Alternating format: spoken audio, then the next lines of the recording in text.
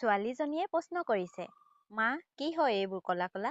মই বোলো তিল হয় তিল। তাই আকৌ প্ৰশ্ন, কি কৰিবা?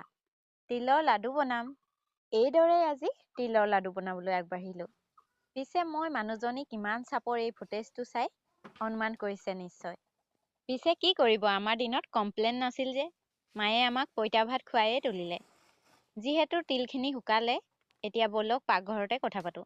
চাহৰ চেঁচা মাছৰ কেঁচা খাব নোৱাৰি, কিন্তু খৰিকিডাল যদি কেঁচা হয়, হে ঈশ্বৰ কি গতি হয় চাওকচোন।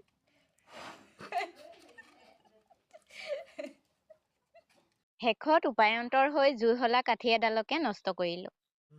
এতিয়া কেৰাহী পাতি তামাম ইন্তেজাৰ। অপেক্ষাৰ অন্তত কেৰাহী গৰম হ'ল যেনিবা। এতিয়া ৰৈ থকাৰ সকাম নাই, ঢালি দিলো গোটেই তিলখিনি।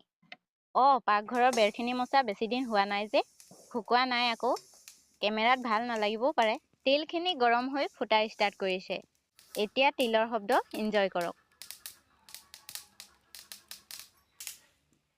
আৰু বেকগ্ৰাউণ্ডত যে মাতি আছে কুকুৰাজনী, তাইক ইগনোৰ কৰক। তাইৰো ব্যৱস্থা ল'ম আজি। এতিয়া তিলখিনি বাকি ললো। তাৰ পিছতে গুড়খিনি কুটি লওঁ, পাক উলিয়াব লাগিব নহয়। পাহৰিছিলোৱেই, তিলৰ বাকলিখিনি উৰুৱাব লাগিব নহয়। উৰিছনে? এইবাৰ আকৌ কেৰাহী পাতি গুড়খিনি ঢালি দিলো। লগে লগে মানুহজনৰ আশাত চেঁচা পানী ঢলাৰ দৰে পানীও ঢালি দিলো। তাৰ পিছতে এয়া চাওক, খঙত মোৰ মানুহটোৱে ছেম এনেকৈ উতলে। গুড় কলা, মানুহো কলা। বাৰু বাদ দিয়ক, গুড়খিনি এঠা হোৱালৈকে গুড়খিনি উতলাইয়ে থাকিলো। ঠাণ্ডা পানীত গুড় ঢালি ইয়াৰ এঠা চেক কৰা আইডিয়াটো নাছাৰ পৰা মঙাই অনা।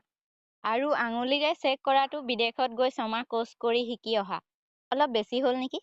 পৰীক্ষা নিৰীক্ষা অন্ত জ্যোতিষিক দেখুৱাৰ শুভ ক্ষণতে গুড় আৰু তিলৰ মিলন ঘটালো।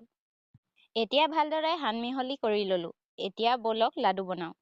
ঘণ্টাজোৰা পৰিশ্ৰম আৰু 10 বাৰমান হাত পোৰাৰ পিছত হৈ গ'ল তৈয়াৰ তিলৰ লাডু।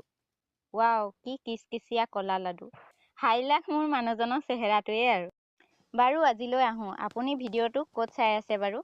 ইউটিউবত যদি ছাবস্ক্ৰাইব আৰু ফেচবুকত যদি ফ'ল' কৰি ল'ব দেই। ধন্যবাদ।